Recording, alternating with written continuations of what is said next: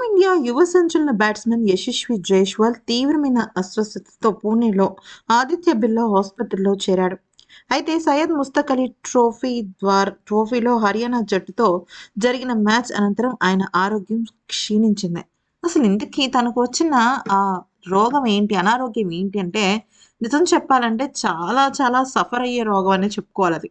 అది ఒక over night వచ్చింది కాదు. ఒక దోమ వల్ల వచ్చింది కాదు. ఇంకా వేరే దాని వల్ల వచ్చింది కాదు. కానీ తనకు మాత్రం నిజం చెప్పాలి అంటే చాలా ఒక మా బాధాకరమైన రోగం ఒకటొచ్చింది. అదేంటనేది తెలుసుకున్నా ఇదేనా అనుకుంటారు గానీ, ఇది మాత్రం చాలా చాలా చాలా బాధాకరమైన విషయం. మ్యాచ్ సమయంలో బాగా ఉన్నప్పటికీ ఆ తర్వాత తీవ్రమైన అసౌకర్యం అనిపించడంతో వెంటనే అతన్ని ఆస్పత్రికి తరలించారు. అక్కడ వైద్యులు జైష్వాల్‌ని పరీక్షించారు. సిటీ స్కాన్, అల్ట్రాసౌండ్ పరీక్షల అనంతరం అతని కడుపులో ఒక వాపు, చిన్న గడ్డ ఉన్నట్టు తేలింది.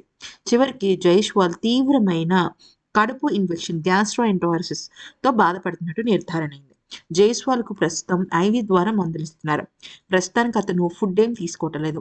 కేవలం లిక్విడ్ డైట్స్ మాత్రమే తీసుకుంటున్నాడు. అయితే తగినంత విశ్రాంతి తీసుకోవాలని, క్రికెట్ ఇప్పుడప్పుడే ఆడకూడదని, దానివల్ల తన పొట్టనేది చాలా రప్చర్ అవుతుందని చెప్పడం జరిగింది.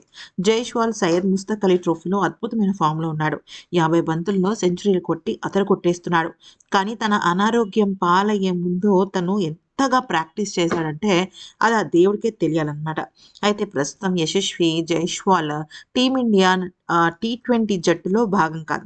సౌత్ ఆఫ్రికా టీ20 సిరీస్ తర్వాత టీమిండియా తదుపరి సిరీస్ వచ్చే సంవత్సరం జనవరిలో న్యూజిలాండ్‌తో ఆడనుంది. ఆ సిరీస్ 3 వన్‌డేలు, 5 టీ20 మ్యాచ్‌లు ఉన్నాయి. వన్‌డే సిరీస్ జనవరి 11 నుంచి, టీ20 సిరీస్ జనవరి 21 నుంచి మొదలవుతుంది.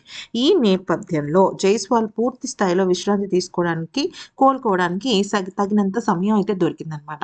సో, ఆల్మోస్ట్ జనవరి 11 వరకు కూడా యశస్వికి టైం ఉంది కాబట్టి అంటే దాదాపుగా 2 వీక్స్‌కి పైన అంటే ఈ రోజు నుంచి చూసినట్టయితే 3 వీక్స్ పైనే ఉంది కాబట్టి హ్యాపీగా రెస్ట్ తీసుకొని తను కొత్త జర్నీ అయితే న్యూజిలాండ్‌తో స్టార్ట్ చేయొచ్చు. ఈ వీడియో నచ్చితే లైక్, షేర్, సబ్స్క్రైబ్.